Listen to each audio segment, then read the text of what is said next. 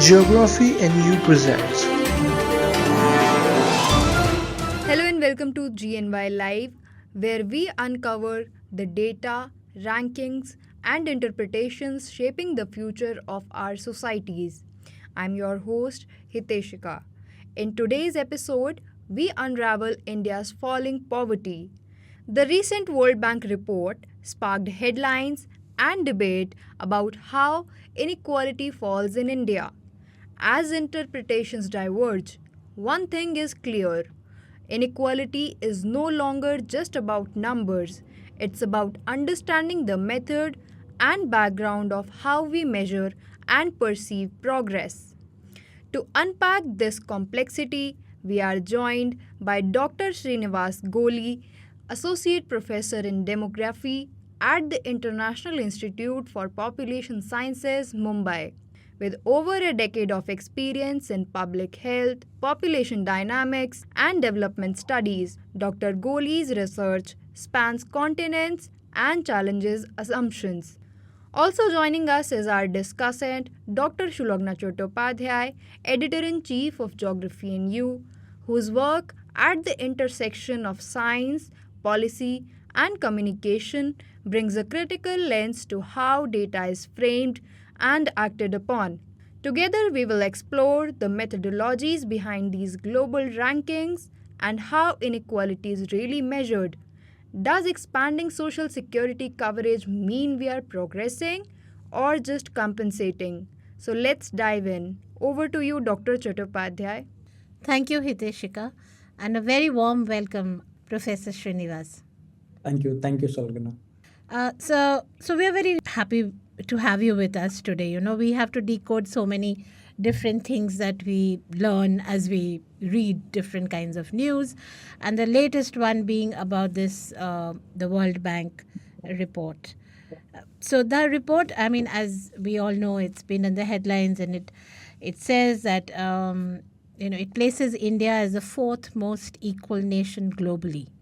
So my first question to you, Professor, is that what are the terms of this equality? You know, how is this equality determined?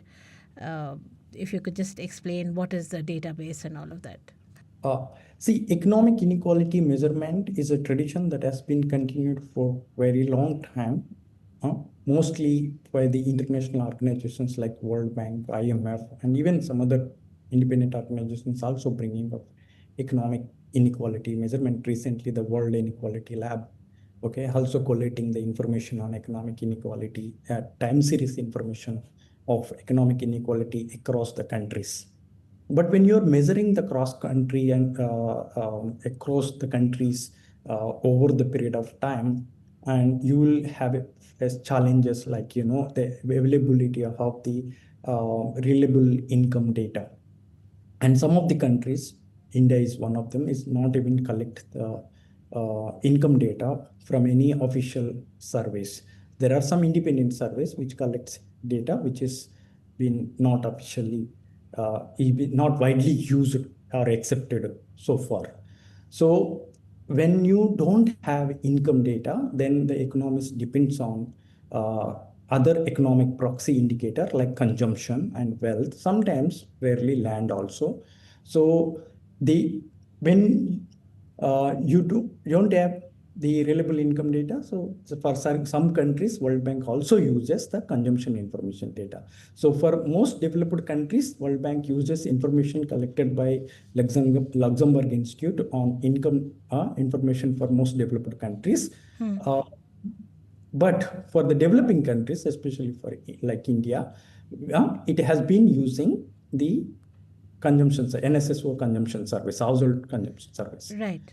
So then when you use these different type of information in computing the summary measures, like there are a lot of measures for measuring economic inequality, like it starts from the variance indexes like standard deviation, coefficient of variance, mean deviations, to the little more sophisticated measures like Gini coefficient. Okay, because these all measures are like comes under a family of dispersion measures. Okay. So the values are depends on how big is the dispersion in particular selected indicator. So they are very sensitive to the dispersion. So what globally it has been found over the period of time is the consumption, the dispersion that you observe in income is much higher than the dispersion that you found in Consumption. consumption. Correct. Because for a family or for an individual, the consumption after a point, it has like saturation. Absolutely. The income, it grows mostly an upward direction. So, and therefore, if you use consumption for measuring economic inequality, is always tended to be lesser than what you found in the income. And even now, certain like reports, and also even the historically, even the individual research are also established that wealth is even much bigger. Wealth distribution shows much bigger inequality compared to income and consumption. Because So if you, wealth is probably generational. yeah, Wealth is over it's generations. accumulation, like Yeah, yes, yeah. income and consumption mostly per annum we go, whereas the wealth is like accumulated incomes over the generations, But or over life course of a individual. Professor, my query is that then how is World Bank on one side taking this LIS, which is this Luxembourg Income Study Database, where India is not there, and on the other side taking NSSO, I think they have used for consumption. So See, is it comparable? yeah, it's not comparable. It's not comparable, and I think the World Bank in itself is not suggesting you to compare Ah, the ah. countries. Okay, nowhere officially World Bank came forward and asking to compare this information. Is we individual researchers or the media houses all are taking these reports and comparing these uncomparable estimates. Okay. Okay, okay. So basically, World Bank or even some other organization which is collating this global data, almost all world country data, is basically to make a country specific monitoring, country within country comparison over the period of time, and also a kind of like how the country is doing over the period of time. Okay, compared to previous estimate how the country has progressed. So it's basically that monitoring for this kind of money. And because suppose if you wanted to relate like other indicator like progress in education, progress in consumption, progress in other welfare policies, and how they contributed to decline or increase in the economic inequality in a particular country. The purpose is for that. It is not like compare the Gini coefficient measured on a consumption to a Gini coefficient measured on an Income. income. That is Yeah. not the Purpose. Correct. purpose. Yeah.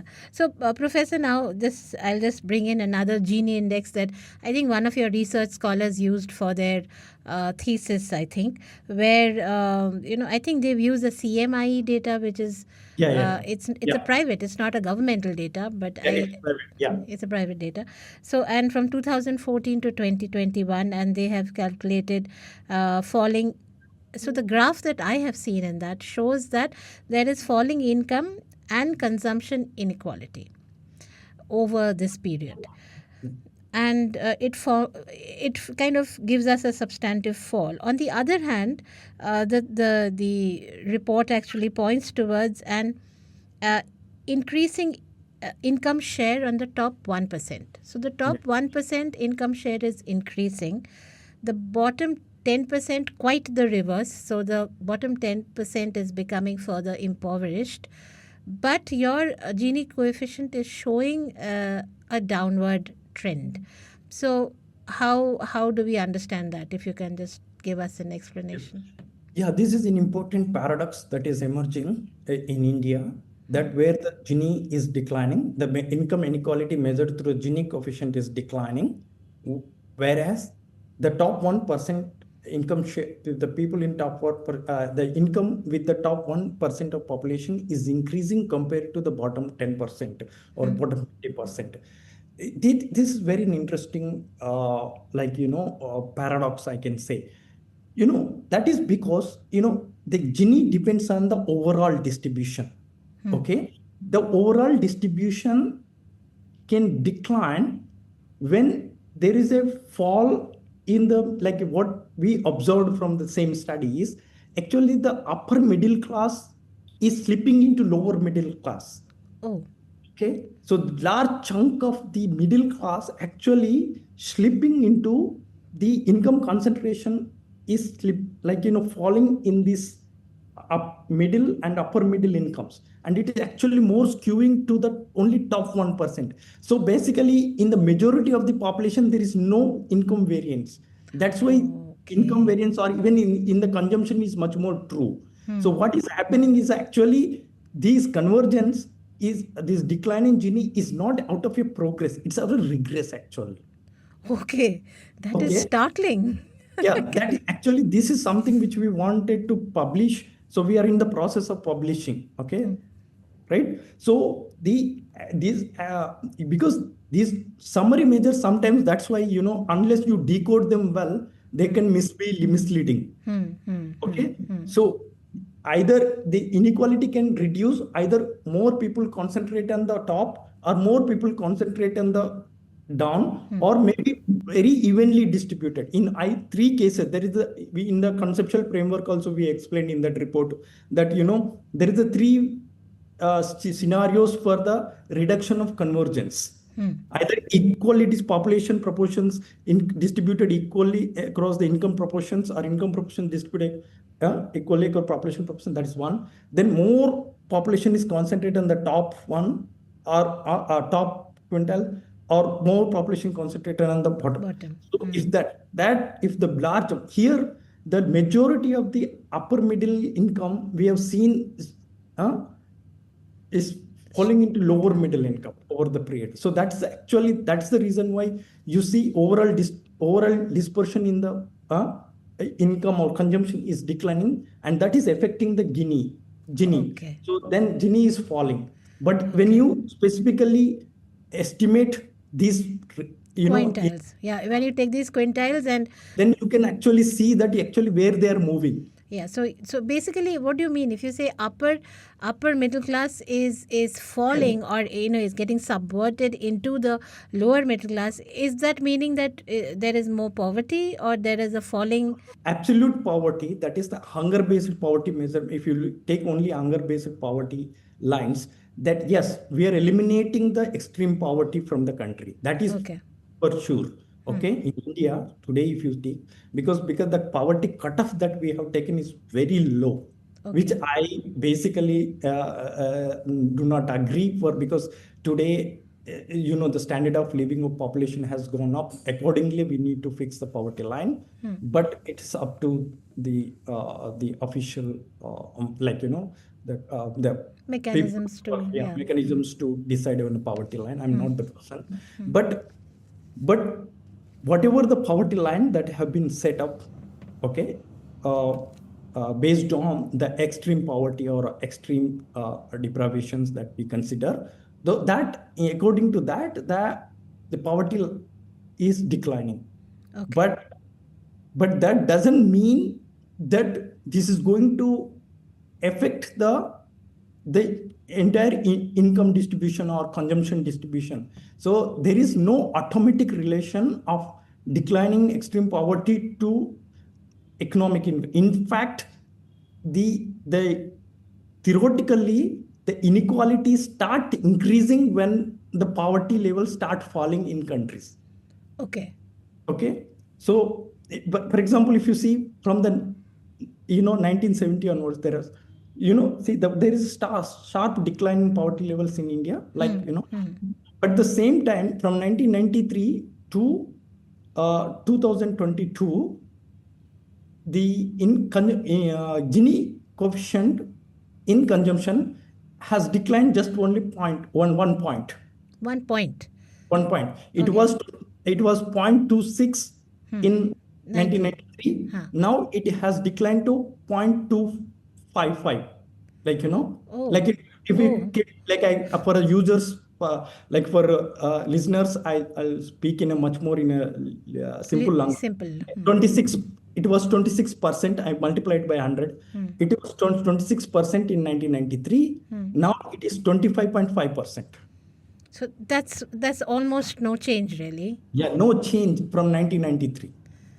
Okay. Compared from 1993. So people asked to like that's why even some of my other papers also, even even my PhD thesis was on this, like convergence and divergence, where I always used to argue in inequality studies that inequality should not be like looking at one point, inequality at one point of time. You should not argue or draw a serious inferences. Even Nobel laureate professor like Angus Deaton also said the same thing in his book, The Great Escape, that if you look at inequality at just a one point of time and make a big conclusion, you were landing in a problem, because inequality always need to be seen at over a period of time.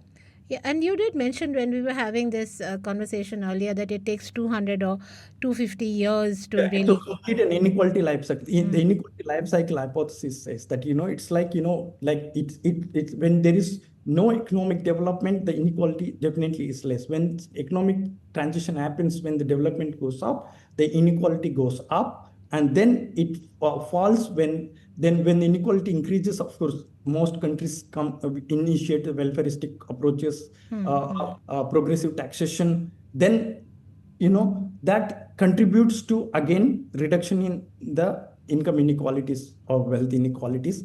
But it depends degree of that.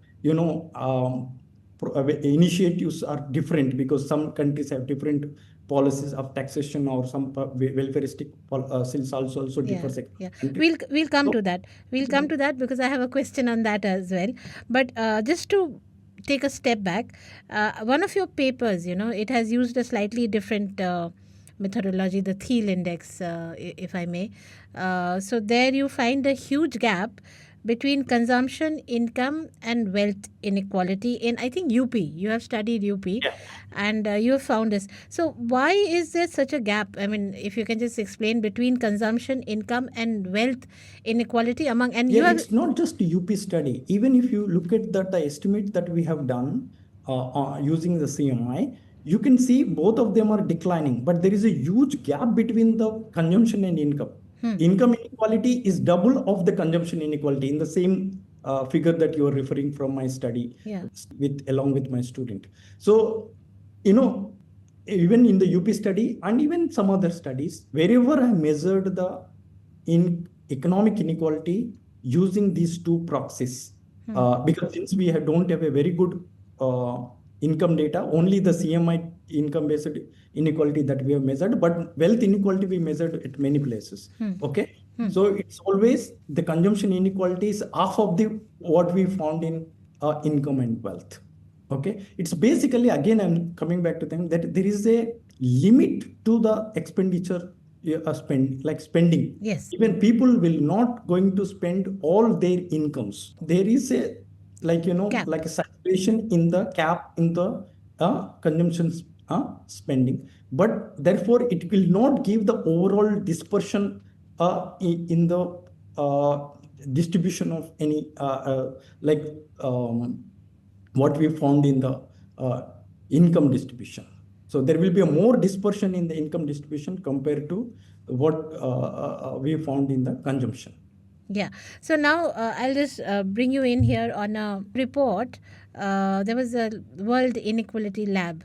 There was a paper in March 2024, which they have measured from 14 to 23, 2014 to 2023. And again, they have found similar results as you have highlighted, which says that 1% income, and they have also got wealth also, but they have taken from the ITR. They have done their income estimates from the ITR. So first, where were your income estimates from? Like we said, World Bank has taken the NSS or consumption data. You have taken income data what has been your source? And here they have used ITR. So is it a good representation of inequality? Because they've also found that the top 1%, the shares among the top 1% has risen from 22 to 40%.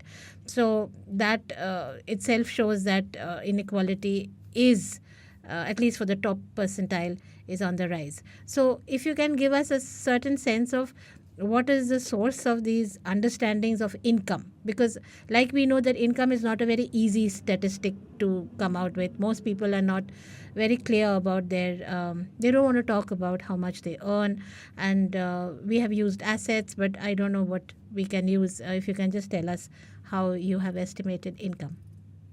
Yeah. See, so far the income data that I have used is coming from the three sources. One is CMI, as I told. Then another is like LASI, Longitudinal Aging Survey in India, which is also collects the information on income and even consumption and the wealth. But they don't collect wealth value. We have collected wealth value in the UP survey that we have done, social economic survey of caste in UP. And then another source that collects income information and also consumption and wealth is the IHDS data. But if you look at IHDS income data and the income data of LASI, though people not widely accept that information, but still it is fairly okay to see the ranks, if you want to rank the households. So it can be used, it cannot be completely what you measure the income inequality.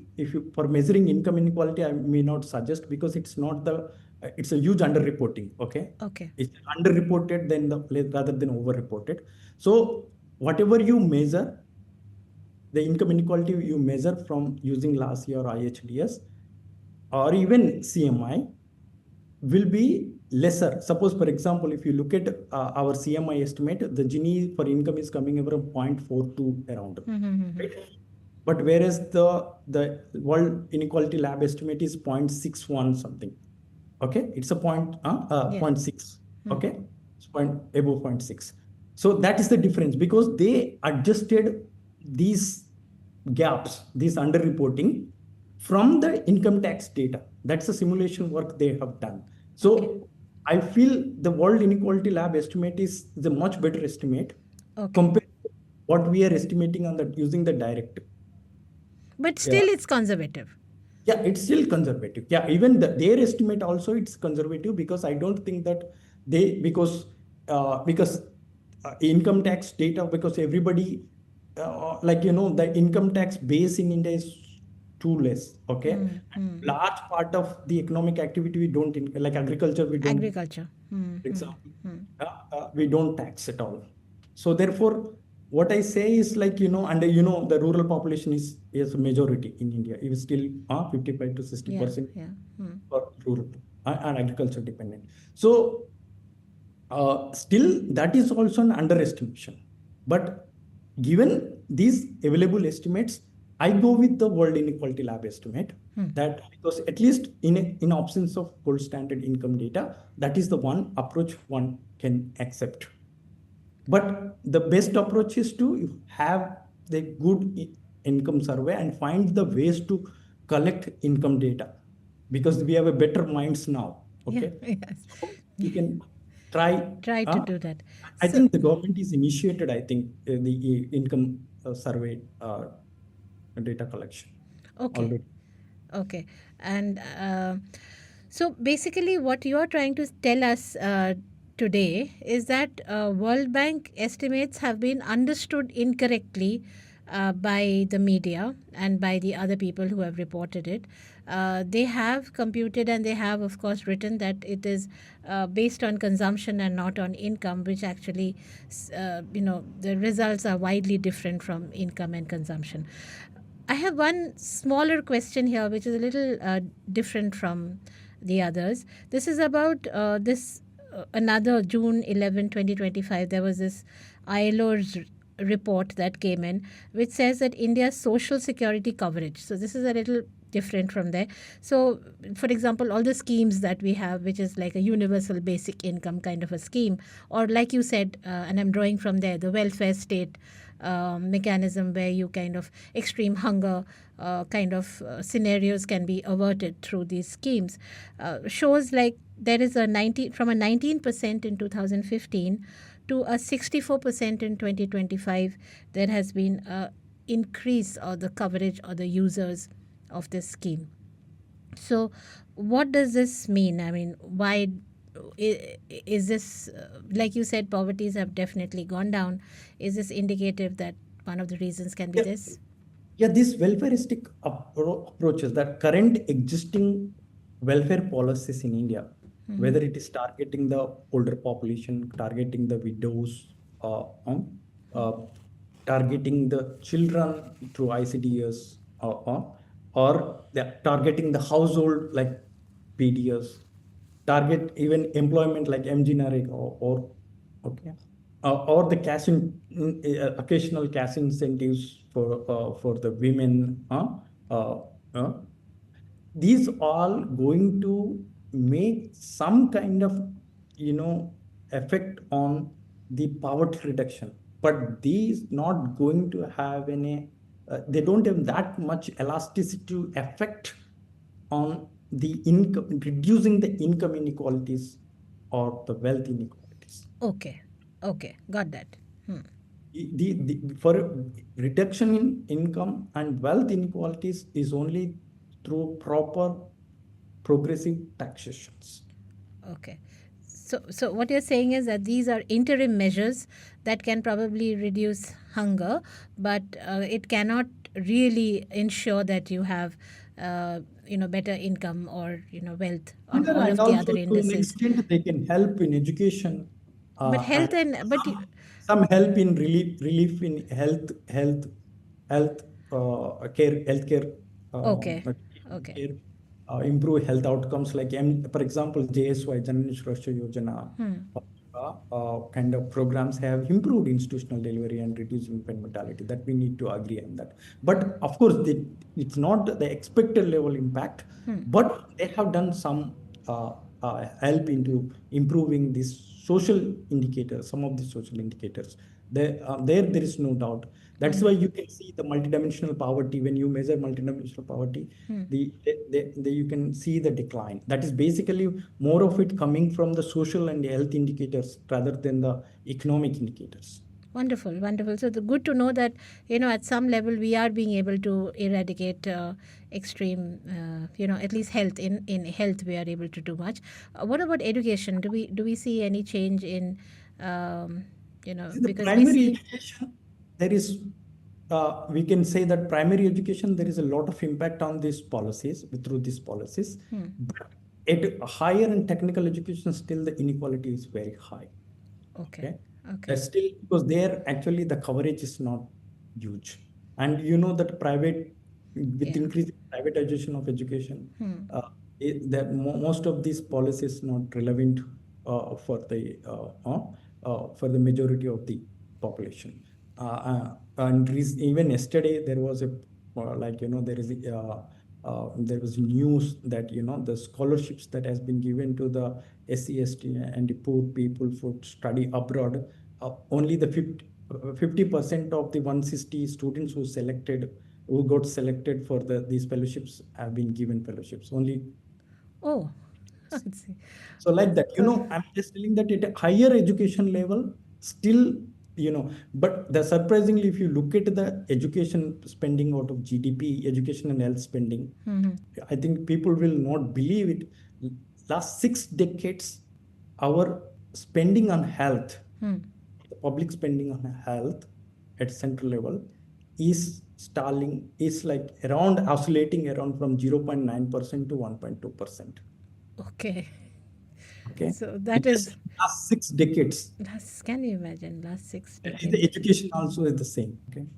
Okay, so now we will come back and zero in again back onto the debate of the day, which is this new World Bank report and the narrative therein. So, what do you think, Professor, is the risks of having such a narrative, which is uncritical, in the sense they don't really value the thought behind such records. So what are the fallout of things like this? For any problem solving, your first thing is to accept the problem. Because of this kind of narratives, and when the most existing, the mainstream media start reporting there is no inequality. So what this state governments may do, they may go away from the current, or maybe taken away the existing welfare policies. Okay. Yeah. Because when you're reporting, we are the fourth best lowest inequality in the world. So because the reason why these vulnerable sections or poorer classes supported through social welfare policies is because thinking that there is an inequality, the purchasing power of a majority of the people is not as good as the top quintile population, or top 1% or top 5% or top 10% of the population. So therefore, the rest of them should be supported through the public system. Correct. It's healthcare, education, whether it's the food, access to medicine. So that has been. So now when you say there is no inequality, then what happens? Yeah. That means there is no need of these policies. Indirectly, you're hinting that, right? Right. So I think that is not actually truth. That is exactly. I completely agree, Professor. And that brings us to the end of today's podcast. And we learned so much from you, and we hope that our listeners benefited too. Hitashika, you can kindly close it for us today. Today's conversation with Dr. Srinivas Goli reminded us that numbers don't always speak for themselves. They need interpreters, context, and critique. India's paradox of falling inequality and rising elite income share is not just a statistical quirk. It's a mirror to how we define justice, fairness, and opportunity. As global narratives claim India is becoming more equal, the ground realities, from uneven access to healthcare to regional disparities in nutrition, demand a more nuanced gaze. Dr. Goli's insights push us to question not just what we measure, but why we measure it the way we do. Thank you for tuning in to GNY Live. You can find a detailed blog of this podcast with all the additional information and reference links on www.geographynew.com. Until next time, keep questioning the headlines, interrogating the data, and stay curious.